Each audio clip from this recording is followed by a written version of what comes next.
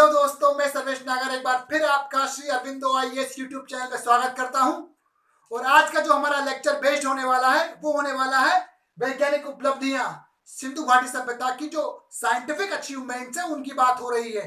और जिन सिनॉप्सिस के तहत मैं आपको ये पूरा का पूरा पढ़ाने वाला हूँ, आप देख सकते हैं बोर्ड पर मैथमेटिक्स, गणित, आर्किटेक्ट, स्थापत्य, कॉन्स्टलेशन, नक्षत्र, आर्किटेक्ट का स्थापत्य होगा था नक्षत्र, देन मेडिकल, चिकित्सा, मेटलर्जी, धातु विज्ञान और ज्योमेट्री, ज्यामिति है। इन सिनॉप्सिस के तहत मैं आपको सारा का सारा जो भी साइंटिफिक डेवलपमेंट और अचीवमेंट्स है इंडस पीपल की, मैं वो आपको पढ़ाने वाला हूं।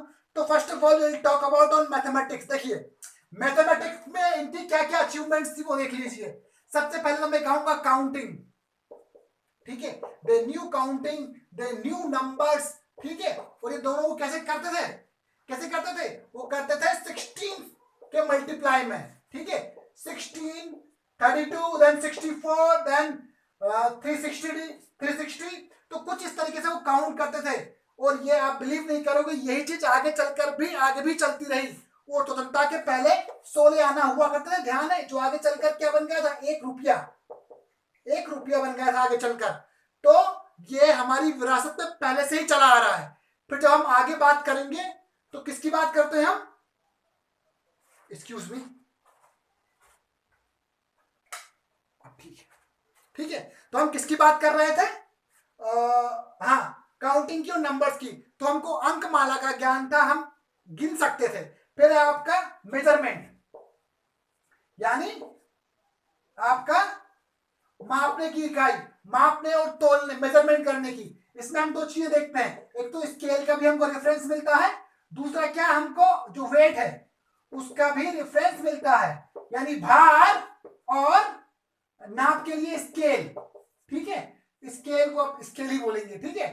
तो भार के लिए मेनली यूज होता था पत्थर का। किसका यूज होता था, पत्थर का, और ये क्यूबिक के शेप में होता था, ठीक है, क्यूबिक के शेप में। और स्केल के लिए जो यूज होता था वो किसका होता था, वो होता था कॉपर का। कॉपर के स्केल मिल जाएंगे। सीप को बोलते हैं ओएस्टर, क्या बोलते हैं, ओएस्टर, ठीक है। वो एक जो सजावटी पत्थर यूज होता है, जो नदियों में मिलता, पत्थर नहीं कहेंगे, वो जो भी मिलता होगा, लेकिन नदियों में मिलता है, उसके अंदर कोई जीव रहते हैं, उसको चाइना में खाते भी हैं, ठीक है। तो उसको क्या बोलते हैं, ओएस्टर। सीप होता था उसके स्केल। फिर आइवोरी, हाथी दांत के भी स्केल हुआ करते थे। तो स्केल हो गए, भार के लिए पत्थर का यूज करते थे। फिर नंबर, अंकमाला का ज्ञान था। और फिर मैं कहूं, सच कहूं तो इतनी बड़ी सभ्यताएं ट्रेड करती है मेसोपोटामिया और मिस्र से, तो जाहिर है कि इनके पास काउंटिंग के लिए या उनको मापने के लिए या तोलने के लिए यूनिट होंगी, तो वो ये है। बकायदा ये बताता है कि सभ्यता कितनी विकसित थी, at least in terms of technology and जो आपका साइंटिफिक जो मैथमेटिक्स है उसमें। फिर है आपका आर्किटेक्ट। जब मैं आर्किटेक्ट की बात करता हूं तो बहुत सारी चीजें सामने नजर आती है इसके। सबसे पहले हम बात करते हैं आर्किटेक्ट में इनके रोड्स की।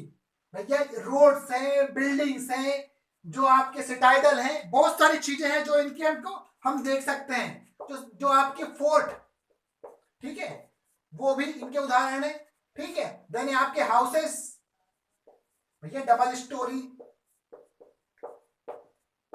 ट्रिपल स्टोरी, बहुमंजिला, इवन मल्टी स्टोरी हमको आराम से देखने को मिल जाती हैं। यहाँ पर मल्टी स्टोरी बिल्डिंग देखने को मिल जाती हैं। फिर इनका जो पोर्ट है वो इनके आर्कटिक का ही तो उदाहरण है। देन आपका पॉन्ड, अरे भैया पोर्ट तो आपका लोथल में हो गया, ठीक है, लोथल में। और ये आपका धोलावीरा में।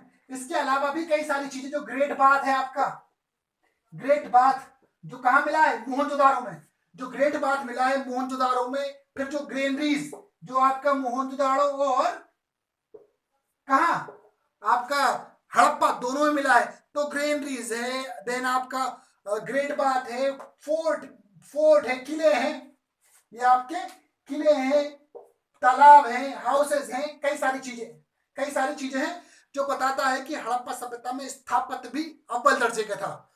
इसके बाद हम नेक्स्ट जाते हैं किसमें, कॉन्स्टलेशन में। कॉन्स्टलेशन मतलब क्या होता है आपका, नक्षत्र ज्ञान, ठीक है।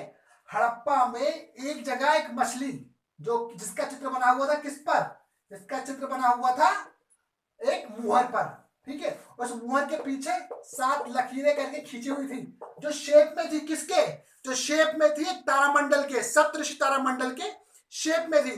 तो ये क्या बताता है कि these people know about even constellation, नक्षत्र ज्ञान भी ये लोग रखते थे।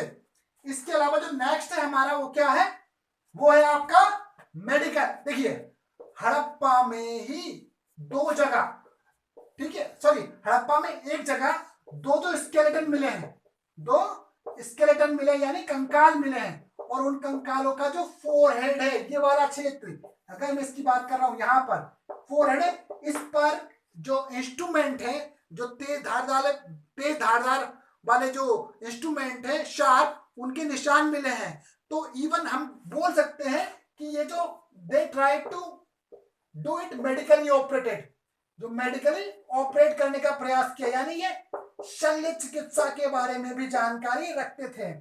Though these things were not found widely but still we can say that इनको मेडिकल का भी बहुत हद तक ज्ञान था। इसके बाद हम नेक्स्ट बात करेंगे वो किसकी, मेटलर्जी की, यानी धातु विज्ञान की। जब धातु विज्ञान की बात करते हैं तो कई सारी चीज सामने आती है। पहली बात तो ये इन्होंने टिन और कॉपर से, ठीक है, क्या बनाना सीख लिया था, टिन और कॉपर से ब्रोंज। इसका मतलब है कि ये धातु को पिघलाना आराम से जानते थे। तो क्या जानते हैं, मेल्टिंग, ठीक है, धातु। और फिर से कई सारे टूल्स भी बनाते थे, टॉय, मूर्तियां में स्कल्पचर, ठीक है, स्कल्पचर यानी मूर्तियां भी बनाते थे। देन आपके टूल्स, जैसे कि आपका बर्तन हो गए या फिर नाइफ हो गया, ठीक है, और ये हथियार भी बनाते थे, यानी कि आपका जो स्पीयर्स, टूल्स के अलावा और क्या बनाते थे, वेपन। वेपन इनमें क्या होगा, शूल, जिसको क्या बोलते हैं, भाला, स्पीयर्स, शूल या भाला।